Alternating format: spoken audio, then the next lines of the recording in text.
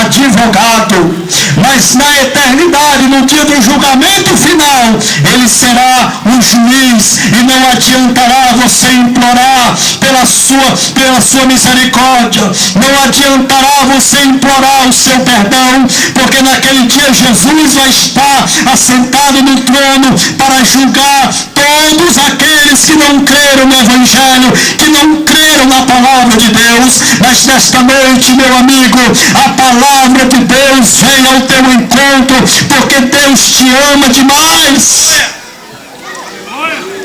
Você nem imagina o tanto que Deus te ama. Talvez você esteja dizendo: mas eu já fiz tanta coisa errada, eu já fiz tanta coisa ruim, pregador, eu sou um miserável, eu não consigo me libertar, tem uma força dentro de mim, eu sei o que é certo, eu quero fazer o certo, mas quando eu vou para cá, uma força estranha me leva a injetar droga nas veias, uma força me leva a fazer o mal. Os meus parentes já perderam a esperança comigo, meus amigos já me rejeitaram, a sociedade me desamparou. Quando eu passo na rua, as pessoas balançam a cabeça e dizem: lá vai o miserável, para esse aí não tem mais jeito.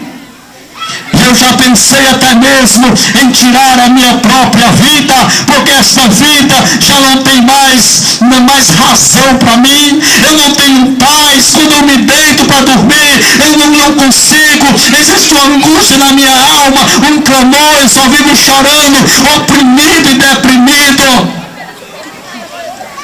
Será que há esperança para mim? Eu quero dizer para você que há esperança nesta noite. Jesus ama você.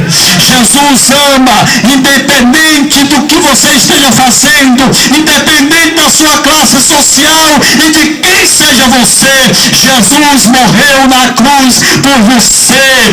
Ele derramou o sangue dele por você.